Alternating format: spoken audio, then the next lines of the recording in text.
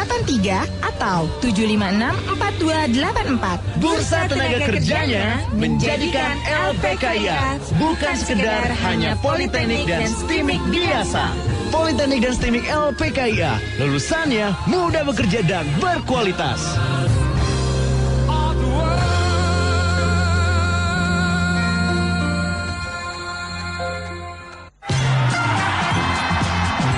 Acara yang paling menyegarkan, pencarian anak muda yang multi-talented se-Bandung, Bandung Raya, dengan juri terhebat dari Anda.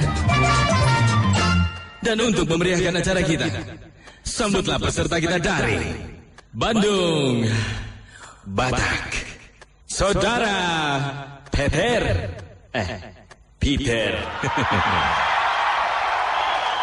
Oke, makasih, thank you. Salam dulu untuk juri tercantik kita. Juri tercantik di Arden pastinya, Astina. Ya, dan sekarang perkenalkan diri saya, DJ Peter. Oke, dan saya akan mempersembahkan lagu ini untuk juri saya. Check this out.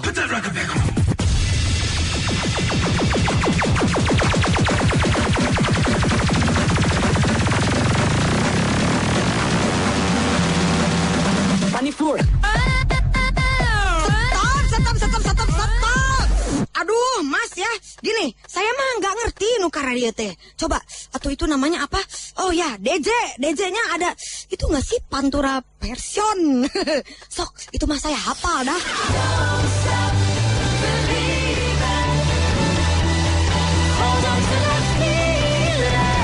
Apapun bakat kamu, saatnya buat kamu nunjukin. Selama bulan Maret, it's showtime. Arden, like this.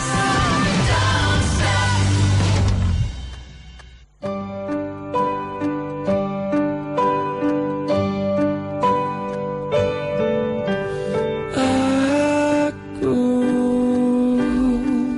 ingin engkau ada di sini, menemaniku saat sepi,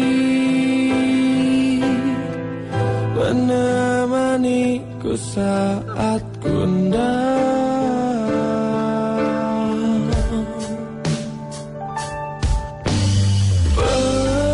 Berat hidup ini tanpa dirimu, ku hanya mencintai kamu, ku hanya memiliki kamu.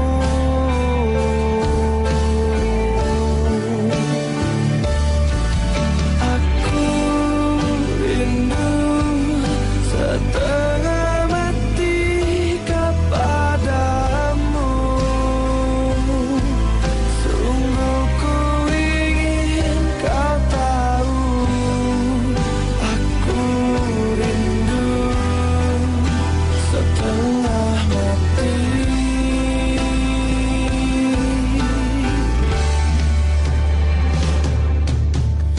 Meski telah lama kita tak bertemu, ku selalu memimpikan kamu. Ku tak bisa hidup tanpamu.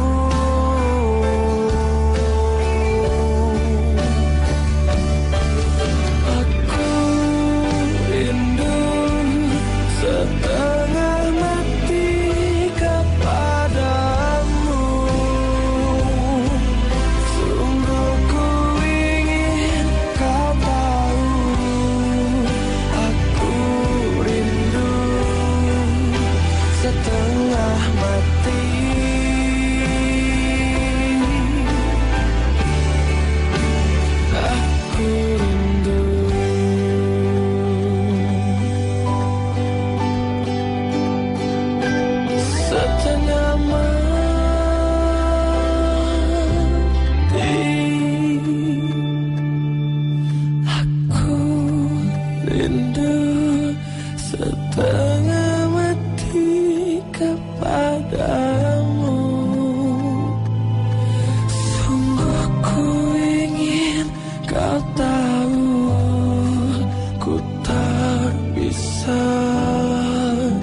hidup tanpamu.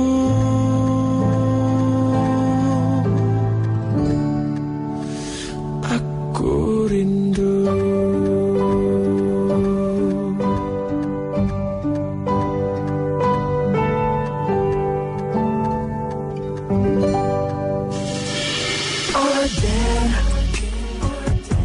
Arden FM.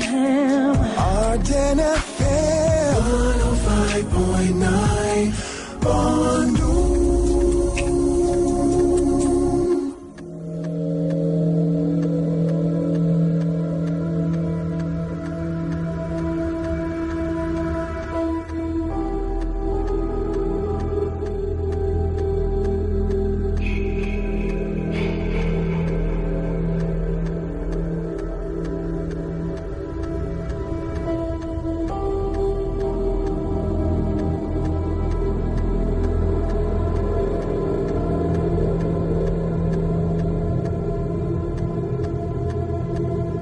Assalamualaikum warahmatullahi wabarakatuh, insan muda. Selamat malam Jumat. Dan selamat bergabung kembali dengan Nightmare Side.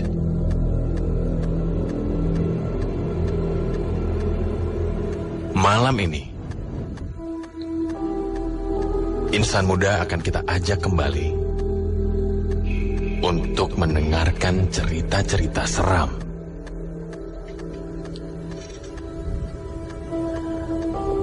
Ada banyak tempat di kota Bandung yang konon disebut angker. Beberapa tempat sudah kita ceritakan kepada insan muda di episode-episode sebelumnya. Untuk episode kali ini, Nightmare Side akan kembali membagi informasi tentang tempat-tempat angker di kota Bandung. Salah satu tempat yang sering disebut menyeramkan adalah sebuah jalan yang menghubungkan antara daerah Dago dengan daerah Ciumbuluit. Konon di daerah ini pernah ada seorang anak kecil yang tertabrak oleh mobil hingga meninggal. Agar arwahnya tidak mengganggu pengendara yang melintas, digantunglah sebuah boneka di pohon dekat anak itu tertabrak. Konon, walaupun boneka itu sudah digantung, seringkali kecelakaan tetap terjadi karena pengendara yang melintas terkaget melihat penampakan tiba-tiba arwah dari anak kecil itu. Percaya atau tidak insan muda, bisa membuktikannya sendiri. Selanjutnya, ada satu cerita yang sudah tim Nightmare Side siapkan untuk kamu insan muda malam hari ini. Kisah pertama malam hari ini adalah pengalaman seorang insan muda ketika mengadakan kegiatan syuting video klip di sebuah komplek pemakaman. Ingat insan muda, jangan pernah sekalipun kamu mendengarkan Nightmare Side ini sendiri. kalian.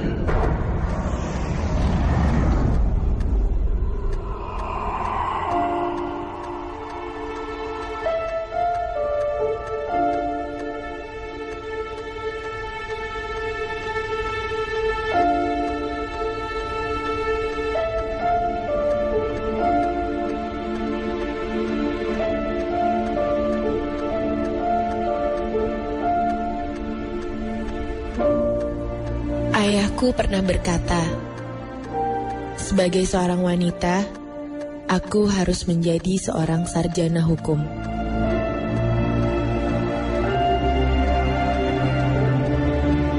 Entah dari mana ayah dapat teori seperti itu. Kata ayah, dengan pesonaku sebagai seorang wanita, aku harus bisa menguasai dunia hukum di Indonesia. Itulah kenapa ayah berharap aku bisa berhasil menjadi seorang ahli hukum. Tapi bukan itu yang aku inginkan. Setahun yang lalu, aku memang berhasil mendapat gelar sarjana hukum. Tapi aku sekarang bukanlah seorang ahli hukum. Aku mengambil jalan lain. Aku seorang sutradara.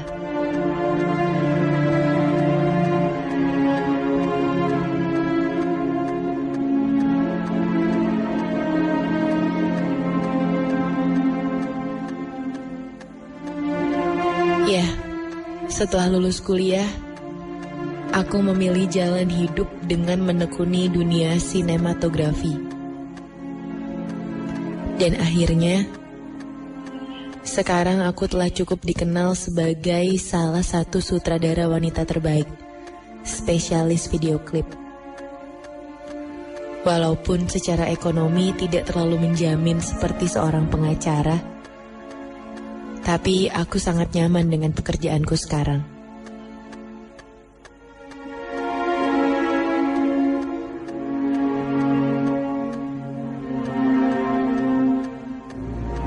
Juli 2009. Aku mendapat tawaran kerjasama untuk membuat video klip sebuah band indie di Bandung. Aku menerimanya dengan senang hati, karena musikalitasnya cukup bagus. Para personilnya pun ramah-ramah. Ada Ari yang bermain gitar dan juga pada vokal, Sigit yang memegang bass, dan Edo yang bermain drum.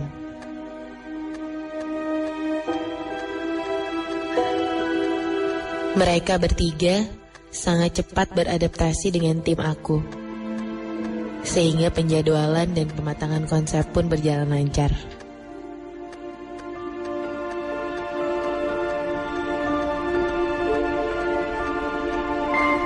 Kamis 9 Juli 2009. Sesuai kesepakatan bersama, kami mulai syuting. Dan sesuai permintaan mereka, lokasi yang dipilih adalah di sebuah kompleks pemakaman di daerah Cikutra.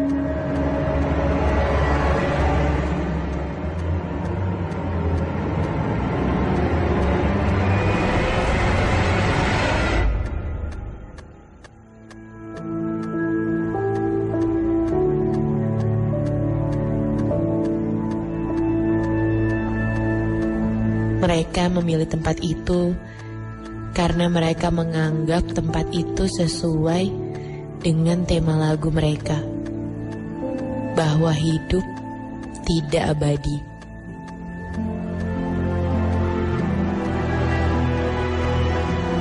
Sekitar jam 7:30 malam, syuting pun dimulai.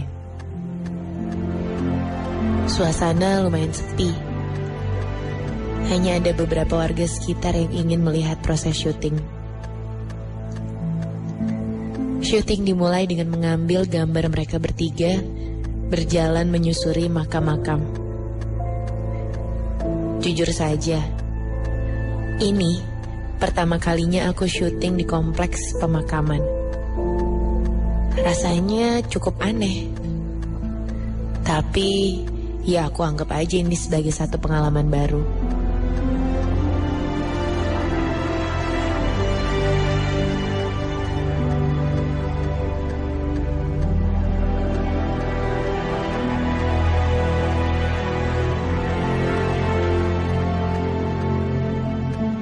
Satu jam kemudian, hal yang tidak diharapkan akhirnya terjadi. Hujan mulai turun.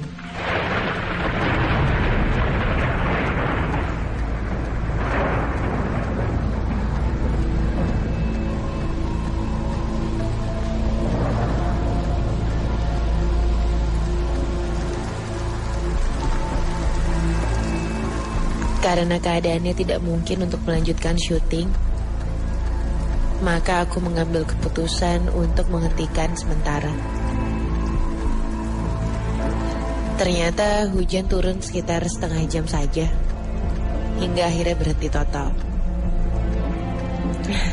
Syukurlah, aku bisa kembali bekerja.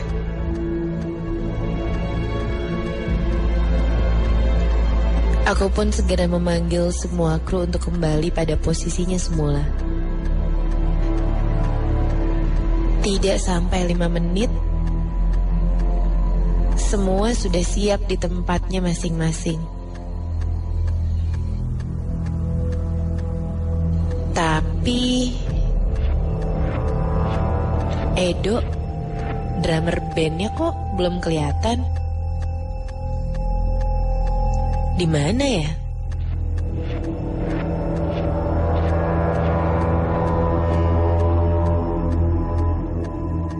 Dengan bahasa tubuh, aku bertanya kepada Sigit dan Ari. Edo ada di mana? Dan mereka menjawabnya dengan mengangkat bahu. Tanda bahwa mereka juga tidak tahu keberadaan Edo. Aku mulai kesal. Maka aku pun mengalihkan pandanganku ke sekeliling kompleks pemakaman. Mencoba untuk mencari di mana sebetulnya Edo. Ketika aku melihat ke belakang, aku melihat seseorang sedang duduk di tangga, menyender ke dinding dengan jaket kulit coklat dan kacamata. Ya, itu Edo. Astaga, kok dia malah santai-santai di sana? Menyebalkan. Aku pun segera berjalan menghampirinya. Ketika aku hampir sampai di tempat dia duduk, Edo tiba-tiba berdiri. Lalu dia berjalan membelakangiku. Dia berjalan agak cepat menuruni tangga, mengarah ke jalan raya. Aku lalu memanggilnya. Dok, Edo, mau kemana? Syutingnya udah mau mulai.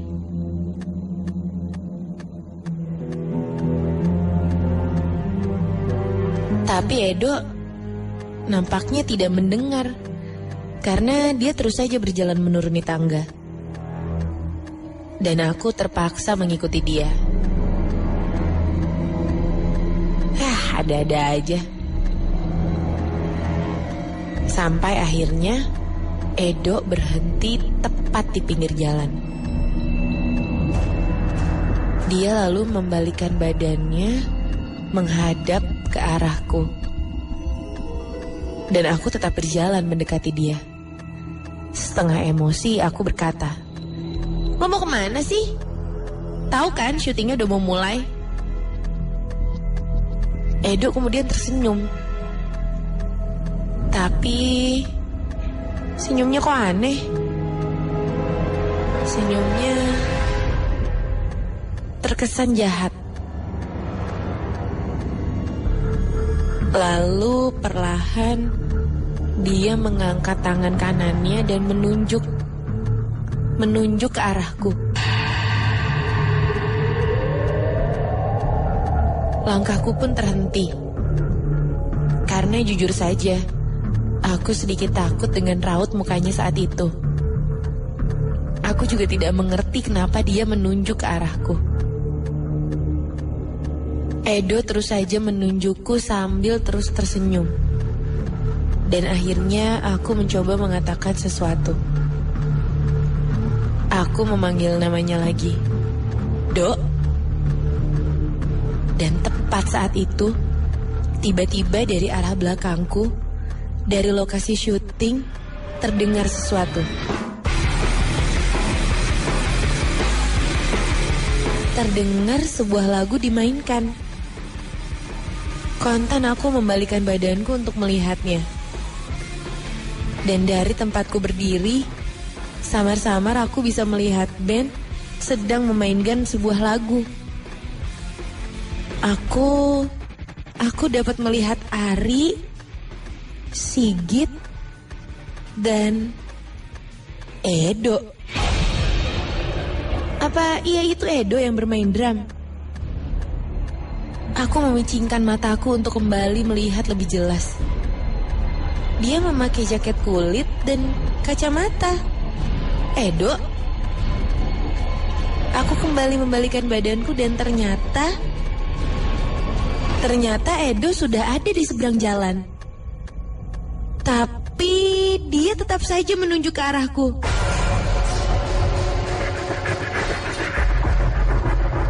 Karena bingung, aku akhirnya berlari ke arah lokasi syuting.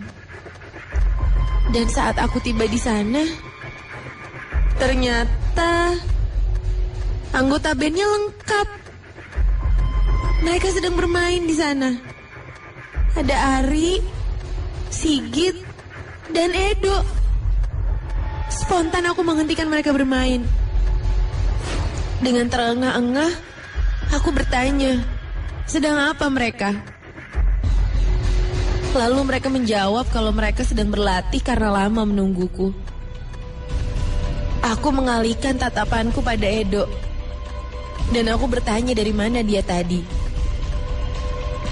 Edo bilang kalau dia sedang menjawab telepon dari ibunya dan tidak jauh dari lokasi syuting. Saat aku bertanya apakah dia berjalan ke arah jalan raya, dia menggelengkan kepala. Dan lalu mereka bertiga menatapku dengan heran.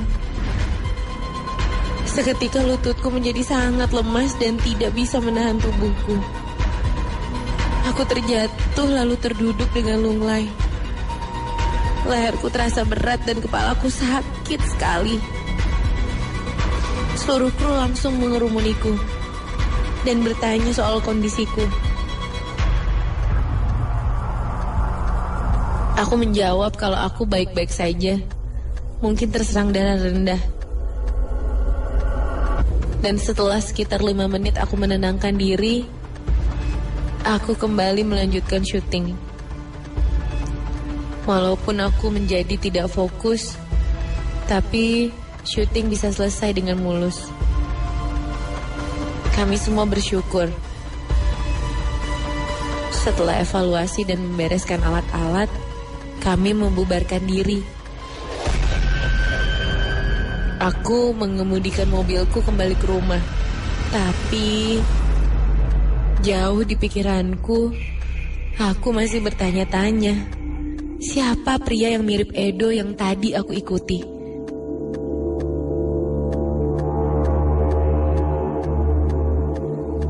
Dua minggu kemudian, ketika aku pulang bekerja, di kotak suratku terdapat sebuah kotak CD. Aku segera mengambil dan membukanya. Ada sebuah CD dan secari kertas di dalamnya. Ternyata dari Ferdi, editor video klip yang mengedit video di Cikutra. Mbak Ina, ini video klipnya sudah jadi. Maafin saya mbak, saya udah berusaha sekuat tenaga. Maafin saya banget ya mbak, maafin saya. Untuk sementara waktu, mbak gak akan bisa menghubungi saya. Saya pergi dulu mbak dari Bandung. Maafin saya ya mbak. Waduh, pasti Ferdi gagal lagi nih. Kebiasaan buruk Ferdi adalah selalu telat dari deadline. Dia seringkali menunda pekerjaannya, hingga akhirnya semua pekerjaan dikerjakan dengan buru-buru dan mengabaikan ketelitian.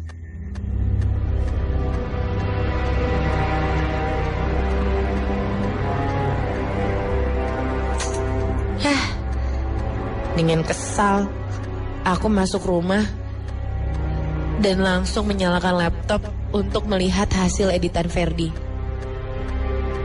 Menyebalkan sekali. Rasa pegal di leher dan sakit kepalaku belum hilang.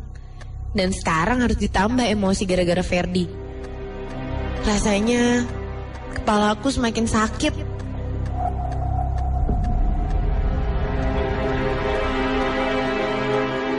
Aku melihat hasilnya hingga akhir dengan teliti. Dan ternyata benar. Ferdi gagal mengerjakannya. Secara kasat mata, memang tidak ada kesalahan. Tapi, sebagai sutradara, aku tahu ada di mana saja letak kesalahannya. Ada 5 kali perubahan cahaya menjadi lebih redup dari yang lain. Atau istilahnya disebut jumping. Bagiku, 5 kali jumping adalah kegagalan.